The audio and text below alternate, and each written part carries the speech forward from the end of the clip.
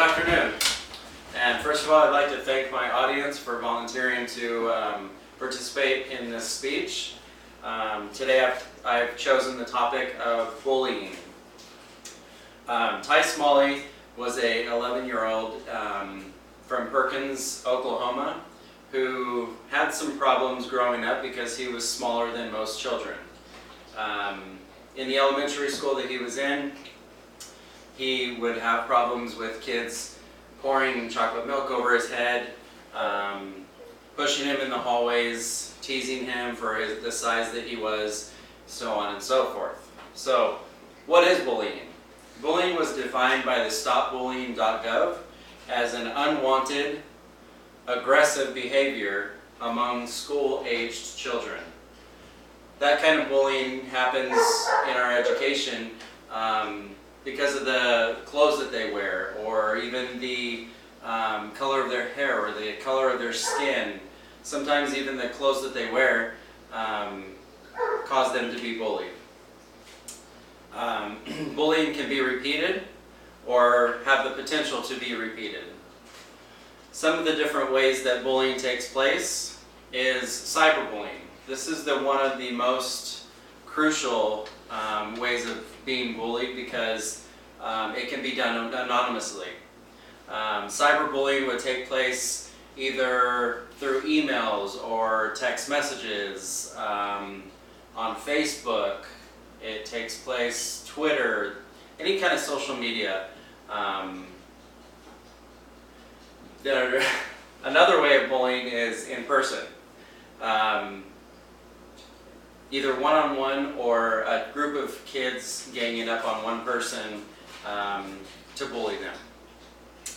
Some of the ways that we can help combat bullying in our schools. First off is we can educate the teachers and teach them coping skills on how to appropriately address bullying.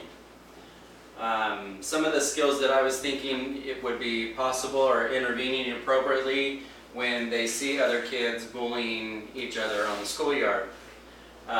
We can also create role-playing for staff members to prepare for the intervention.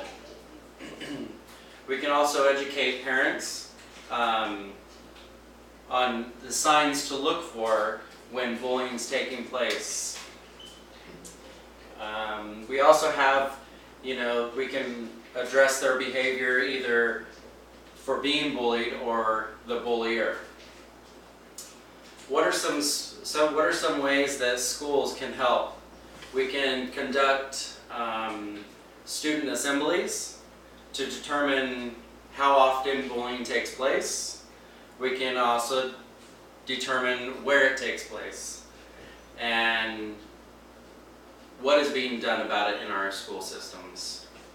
Another way is to develop a safety plan for teachers to have in case the bullying is taking place, because there could be proper precautions that they need to take in order to handle the situation.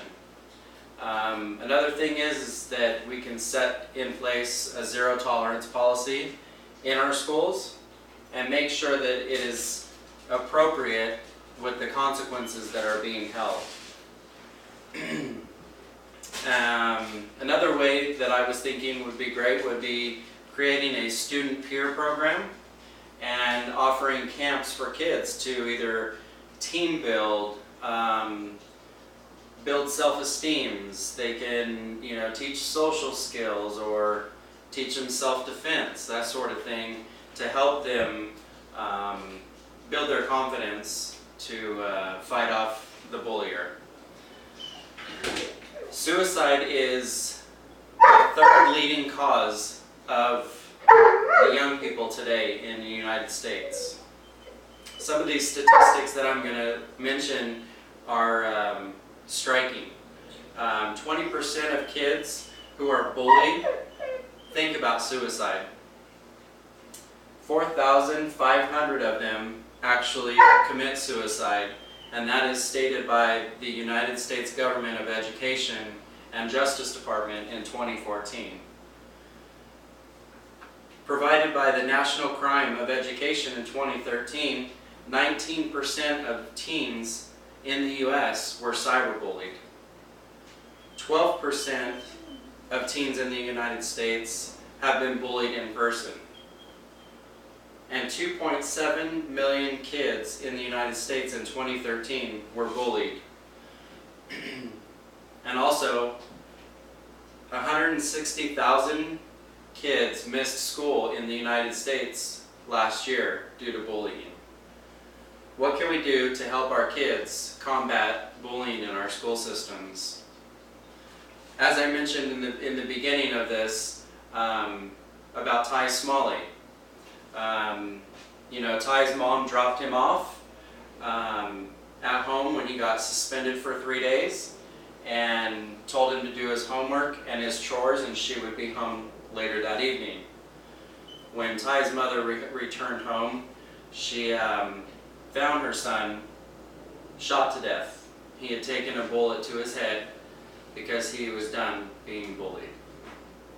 Anyway, that's my speech. Thank you. Nice.